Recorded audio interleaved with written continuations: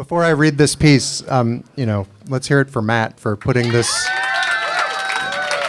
ridiculous evening of great people together. And so this is a piece that my friend Amie wrote shortly after Scott Miller passed away, and she titled it, "Very Minor Indeed." And please imagine I'm reading it in her voice, and also she flew in from Chicago for this evening. All right. The fondest memory of Scott Miller I have is from 1988 when Game Theory was touring to support their double album, Lolita Nation.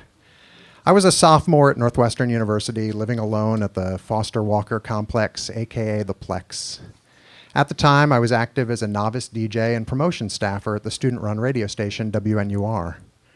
Fortunately for me, Game Theory's scheduled stop in Chicago at the Metro, formerly known as Cabaret Metro, was an 18 and over show, so I was able to attend. I went by myself. It was brilliant, as to be expected. Unfortunately, it was cut short as the venue was double booked for the evening with a 21 and over show later in the queue. Quite a number of Game Theory's gems were left off the set list due to the abbreviated stage time. After what seemed like a second or third encore, bouncers began to move the crowds of admiring fans towards the exits. I was profoundly disappointed. I didn't get to hear my favorite song. The band reappeared near the exit in a cold alcove by Clark Street, hawking their meager selection of homegrown merchandise. I bought a t-shirt and a poster. Yes, a poster.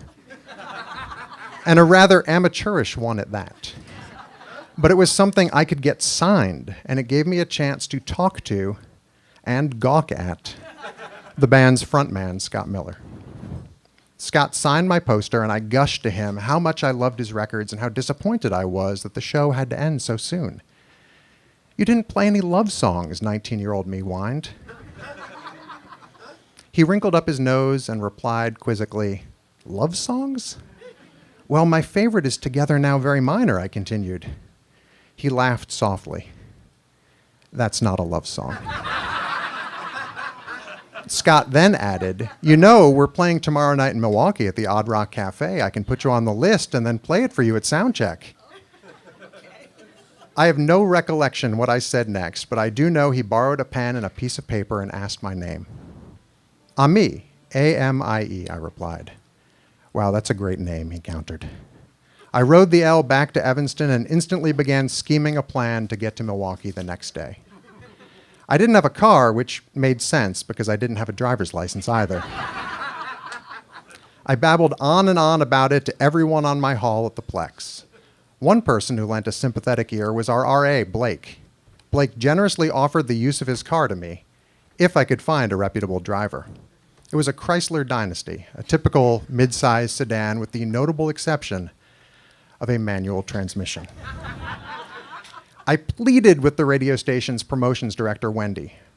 Wendy became more amenable to the task at hand when I suggested that we use the adventure as an opportunity to distribute our station magazine, 60 Cycle Hum, in Milwaukee, or at least drop some copies off at the club.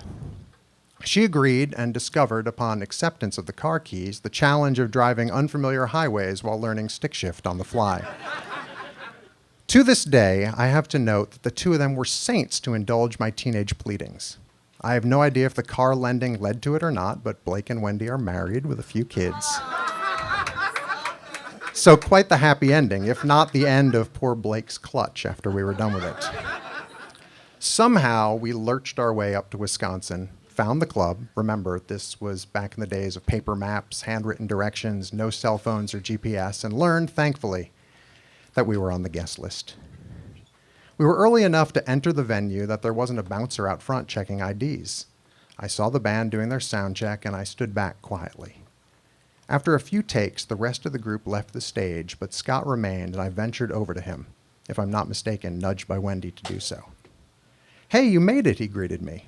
"What was the song you wanted to hear?" And then, there it was. Alone, he launched into a gorgeous, rich rendition of Together Now Very Minor as I stood facing him. I absolutely melted right into the floor. In fact, to this day, I get chills whenever I relive the memory. But the adventure was not over. After he finished, and I thanked him profusely, a bouncer came up and asked Wendy and me for IDs. I have no idea how this happened, largely because it happened so quickly. Ever the brilliant problem solver, Scott ushered us clandestinely into his dressing room to hide us in a closet. He lied to the venue staff that there were no underage kids around. And honestly, I never felt that it was in any way creepy. He was just being protective and appreciative of his fans.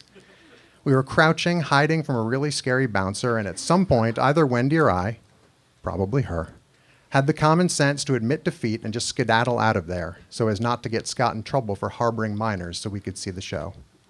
We were able to sneak out a back exit through the dressing room and eventually find our way to the car to amble back down to Evanston. Thanks a lot.